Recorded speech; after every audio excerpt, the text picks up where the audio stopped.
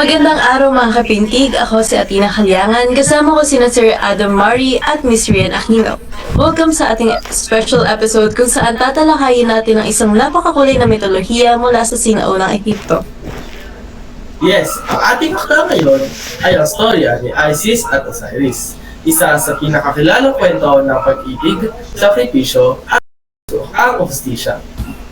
At para mas maging makabuluhan ang ating talakayan, kasama rin natin ang ating mga participants para sa ating podcast ngayon na sina Sir Reyes, Chang, Kopiko, Miss Mamar at Remolo. Hello sa inyo! Hello po. Hello po!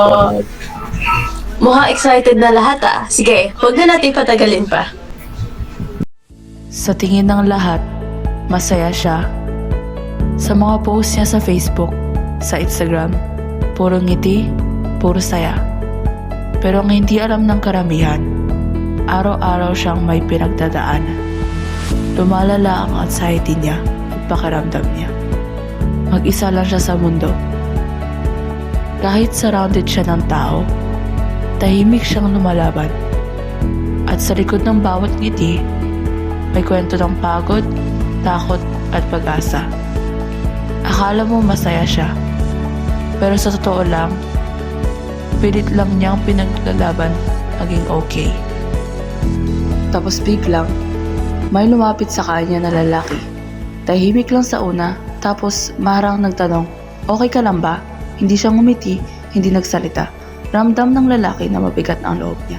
Sabi niya, baka kailangan mo muna magpahinga. Baka i-delete mo muna yung Instagram. Maya-maya, dumating ang dalawang babae. Mga kaibigan nung lalaki. Tinawag nila siya, halika, samahan mo kami. At doon, may nakinig. May yumakap, may nagsabi, hindi mo kailangan maging mag-isa. Kasi minsan, hindi mo kailangan maging masaya sa harap ng lahat. Kailangan mo lang ng mga taong handang makinig.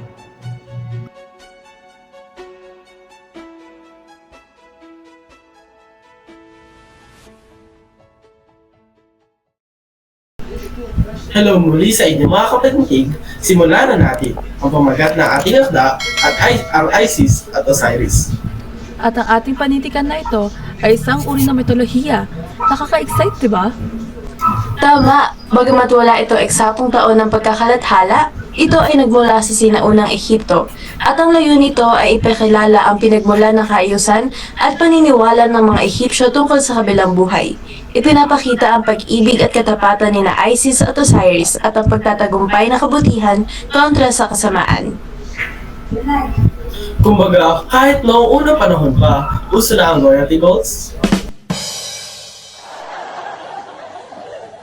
Ngayon naman, pakinggan na natin kung ano masasabi ni Sir Reyes para sa pagsusuring pang nilalalaman. Salamat Miss Aquino. Ang pangunahing tema ng akda ay pag-ibig at katapatan, pakikipaglaban sa kasamaan, muling pagkabuhay at kapangyarihan. Ang pagmamahal ni Isis kay Osiris ay matatag kahit siya'y sumakabilang buhay na dahil kay Seth. Salamat Sir Reyes. Ngayon naman, Sir Kopiko, ano naman ang iyong masasabi upang mapaliwanag ang mga tauhan sa kwentong ito?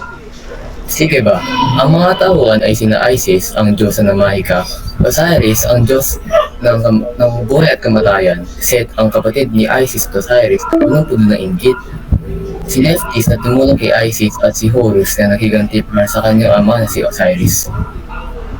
Grabe kompleto. At alam nyo, parang teleserye lang ito. May bida, may kontrabida, may sakripisyo.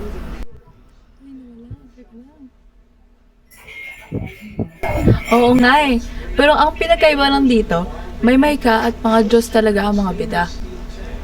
Balik tayo kay Mr. Modo para sa tagpuan at panahon. Ang tagpuan ng kwento ni na Isis at Osiris ay sa sinaunang Ehipto sa may paligid ng ilog Nile. Ito ang panahon kung saan nauso ang mga Diyos at mitolohiya. Humigit kumulang ng 2,350 hanggang 2,100 BCE. Salamat, Mr. Modo. Ngayon naman, Sir Chang, ano maaari mong ipahayag para sa balangkas na pangyayari ng storyang ito? Ito ang balangkas ng kwento na nakita ko sa panimula. Dito pinakilala sina Osiris at Isis bilang mabuting pinuno. Para sa patas na pangyayari, naman ay nagplano na si Seth na agawin ang trono. Sa kasukdulan, naman ay dito nilinlang ni Seth at Osiris ng isang kahon at tinapon sa ilog Nile.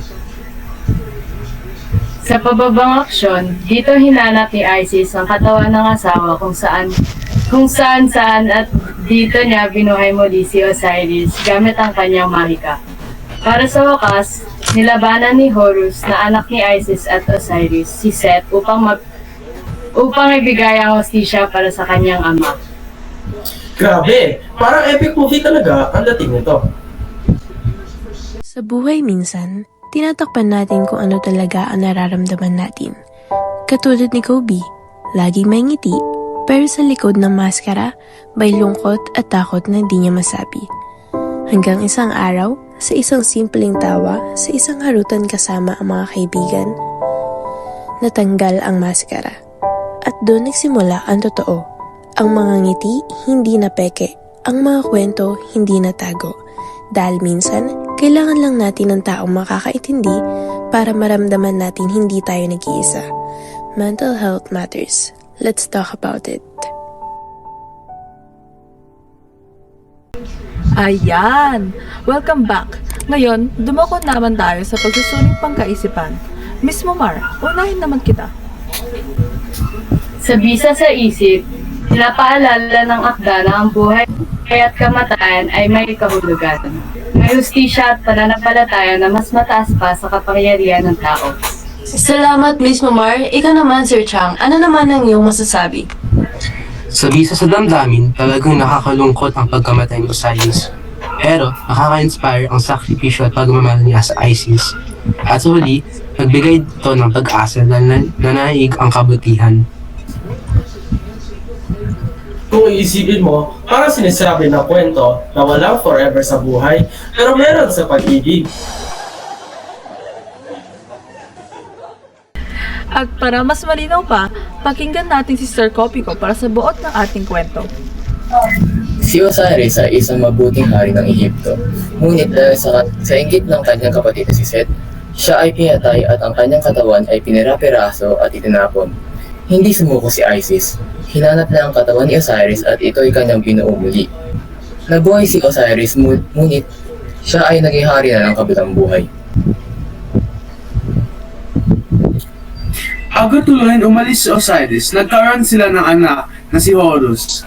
Nang lumaki si Horus, nilaban at tinalo nito si Seth upang ibalik ang hustisya para sa kanyang ama. Ang kwento ay papakita ng kapangyarihan ng pag-ibig at katapatan na hindi naginag kahit sa kamatayan.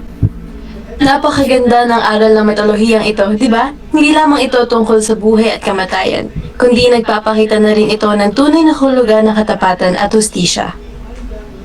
At nakikita pa rin natin ito sa kasalukuyang panahon. Kahit napakatagal na ng panahon, relevant pa rin ang mga aral na makukuha natin sa istorya ni Isis at Osiris sa panahon natin. Tama ka dyan! Kaya mga kapodcast, maraming salamat kina Sir Reyes, Chang at Kopiko, pati na rin kina Miss Momar at Remodo sa kanilang pagbabahagi ng kanilang mga insights sa kwento nila Isis at Osiris. Katulad ni Isis na tapat sa asawa niya si Osiris, tinuturo na ang pagmamahal at katapatan sa pamilya ay mahalaga, gaya ng utos ng Diyos na honor your father and mother at maging tapat sa iyong asawa. Kahit pinatay ni Osiris, hindi nawala ng pag-asa si Isis. Sa Christian living, pinapaalala nitong magtiwala sa Diyos kahit sa mahirap na sitwasyon. Ang paghahanap ni Isis ng hustisya laban kay Seth ay isang malinaw na nagpapakita ng pagnanais na maayos ang mga pagkakamali at mapanagutan ang mga gumawa ng kasamaan. Bilang isang Kristiyano, tinatawagan tayo na manindigan para sa katotohanan at katarungan. Kahit na mahirap o mapanganib ito. Ang pagmamahal at sakripisyo ng dalawang haligi ng tunay na pananampalataya at pagkatao. Sa bawat oras na tayo ay nagmamahal at nagsasakripisyo sa kapwa. Muli nating ipinapakita Napakita na may kapangyarihan ang pag-ibig upang magbigay buhay, magpagaling, magpanumbalik ng pag-asa, tulad nila Isis at Horus. Mabay, tututunan din natin na ang pinakatakilang pamana ay ang pusong handang magmahal at magsakripisyo para sa iba. Sa huli, ang aral ay hindi paghihiganti ang solusyon. Bilang Kristiyano, tinatawag tayong magpatawad gaya ng pagpapatawad ng Diyos sa atin. Sa kwento, kahit na ipinagkanula at pinatay si Osiris as ng kanyang kapatid, hindi siya nagharap ng higanti. Bilang mga Kristiyano, lahat tayo ay dapat ay makatwiran. Ang hustisya ay laging darating sa dulo. Ang muling pagkabuhay ni Osiris ay isang makapangyarihang testamento na ang buhay ay sagrado at banal. Ang kanyang walang sawang paghahanap at pagpapanumbalik kay Osiris, kahit pa ito ay sa kabilang buhay, ay sumisimbolo sa natitinag na pagpapahalaga sa bawat buhay at ang siklo ng pagpapanibago. Bilang mga Kristiyano, tinatawag din tayong maging katiwala ng kalikasan. Magkaisa si Isis at ang kanilang anak na si Horus para maibalik ang kaayusan. Sa Christian living, mahalaga ang pagkakaisa ng pamilya at ang pagtutulungan sa pagharap sa problema. Ayan! Higit sa lahat, maraming salamat sa inyong mga tagapakinig. Hanggang sa muli dito sa ating episode ng Pinti